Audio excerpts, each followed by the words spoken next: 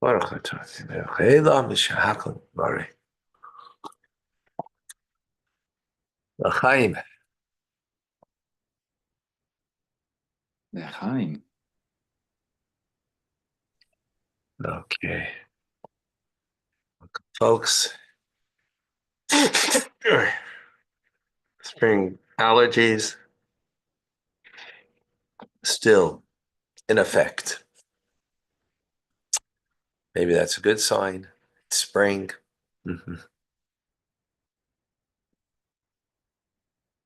Whatever it is, it's all good.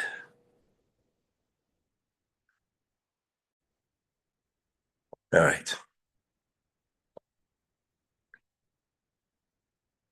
So continuing with the mimer.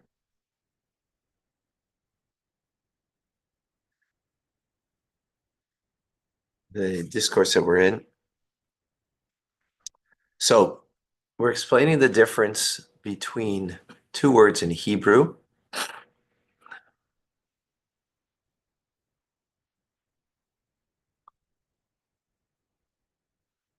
One word is dvekus, which means to cleave. We translate to cleave. And the word hiskashrus, which means to connect. And hiskashrus is a greater term than dvekus. Dvekus is external. Dvekus is like, in Jeremiah it says that he put a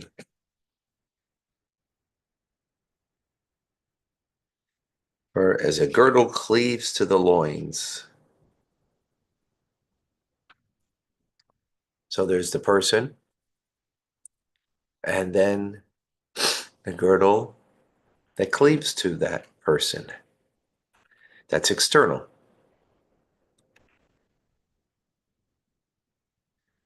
Hiskashrus, connection, is internal, is inward.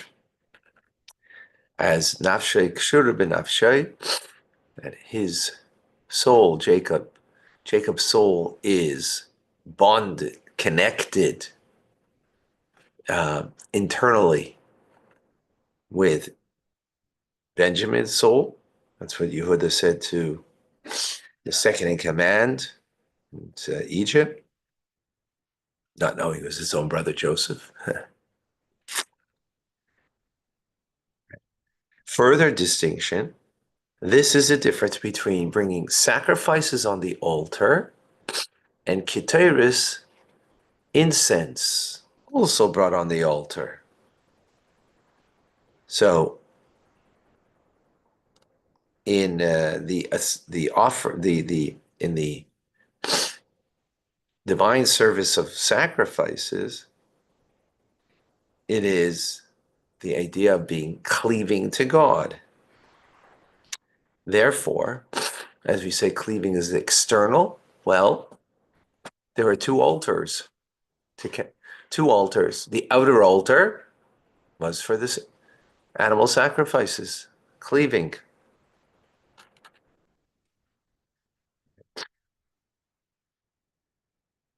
In divine service, what does that reflect in divine service? Is our divine service with our external aspect of our heart. We'll get to what does that mean? Don't you have just one heart? Well, there's many layers to the heart. Keteris, on the other hand, Keteris, incense offering,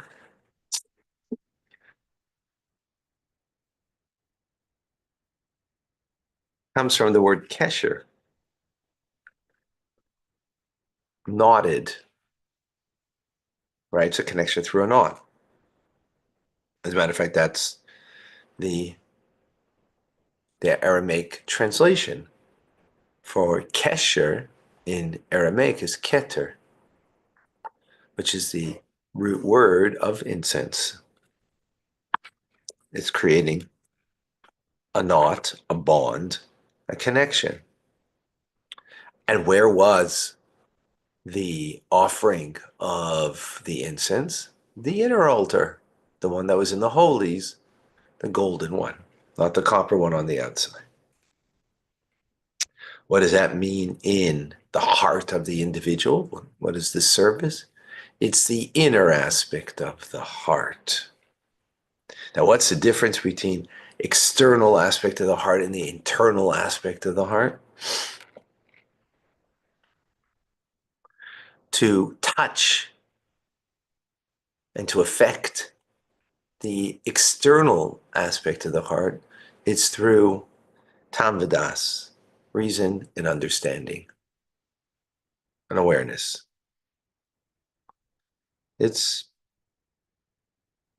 through, in other words, something we learn in Tanya, right? Chapters 9 through 17, that the mind has dominion over the heart, meaning that the mind can influence the heart. What you know about God can inspire you to have a feeling towards God.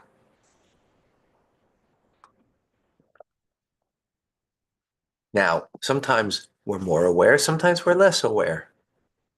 Sometimes that awareness is, more focused, and sometimes it's less focus.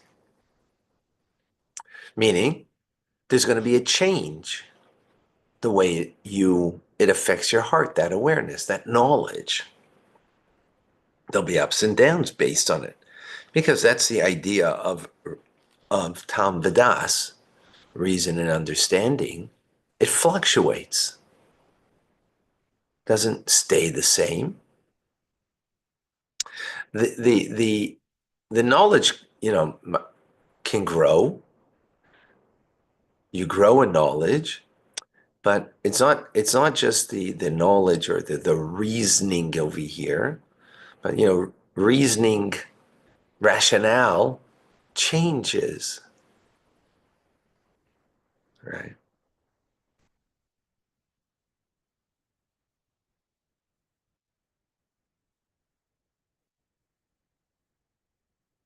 So reasoning, that's why in an argument there are two sides, and you can see both sides. Right?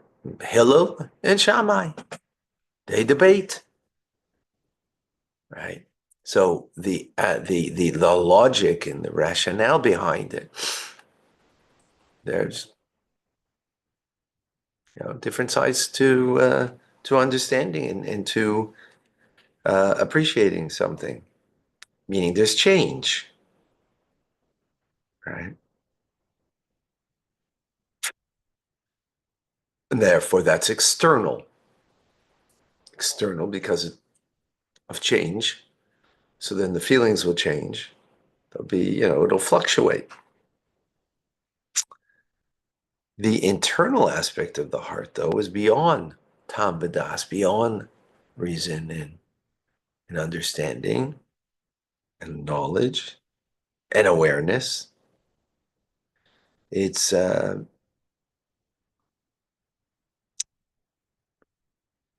beyond that, right? And therefore, there's no change. Right?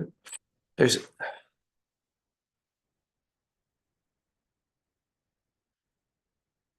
give you an example.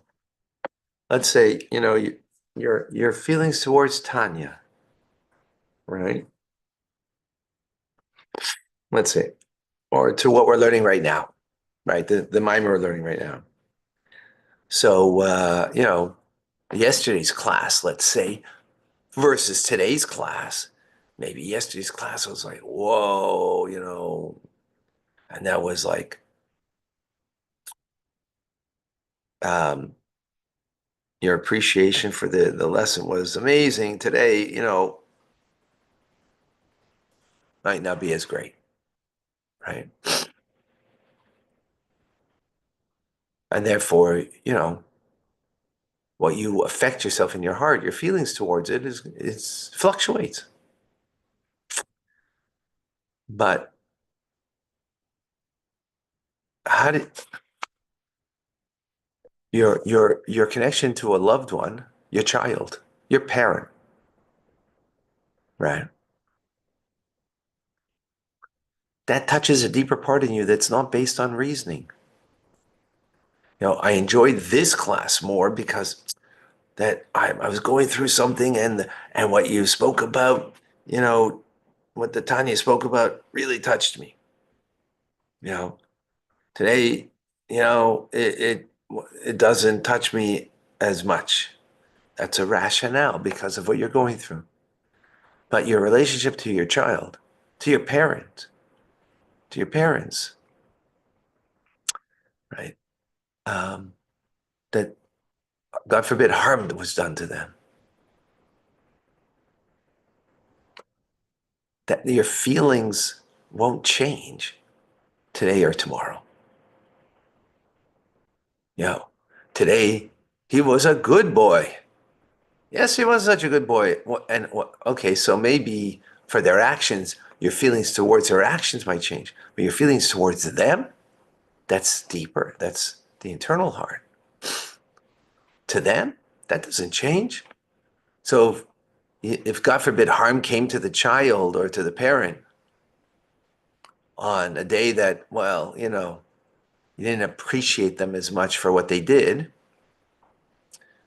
but the harm that the connection that you have, right, to them is deeper in the heart, then it won't change how you're going to feel about it because it's beyond logic. It's not based on logic.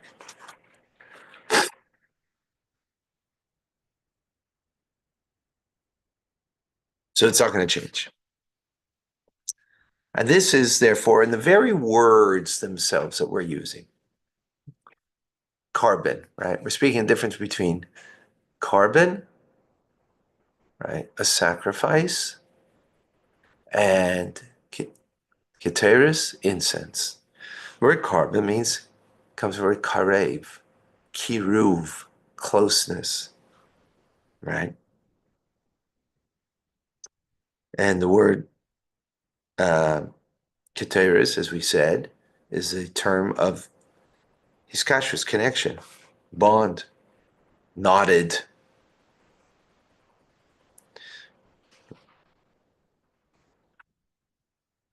Closeness means there's a somebody that's close, right? Okay, close to godliness because that's what it means, sacrifice. That's wonderful. But there's a something, someone that's close, which means if someone's close, of course, someone can also be far. God forbid. Hiskashrus, right? Connection. Um, right? Coming from the word is like in halach, it speaks about a kesher shel kayama. Right? What is a prohibition on Shabbos? You're not allowed to make knots on Shabbos. Only a knot that is permanent. In other words, the idea of knotting is a permanence, right? I don't have my guard tool here, but you know,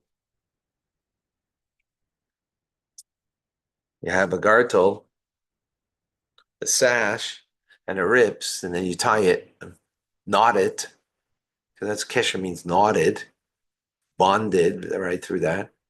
Why are you doing that? For permanence, right? Closeness doesn't imply, um, doesn't imply permanence. Knotted, when you have two pieces that are severed and you now knot them together, implies permanence because you're doing it for permanence. But you're close to somebody,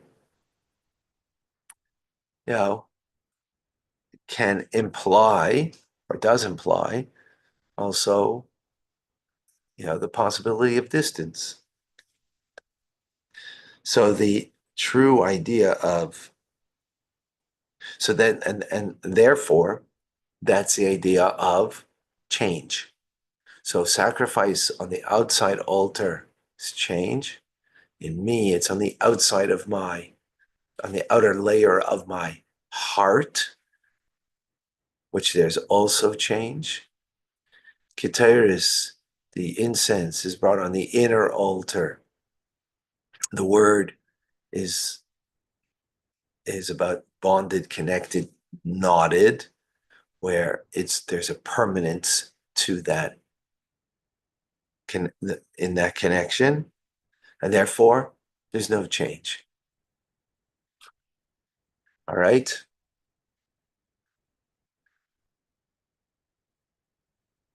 Amazing how things connect. In Jewish teachings, like it's all in the words. It's all the idea. It's just phenomenal. Okay, we will continue with this further. This is just the backdrop. All right.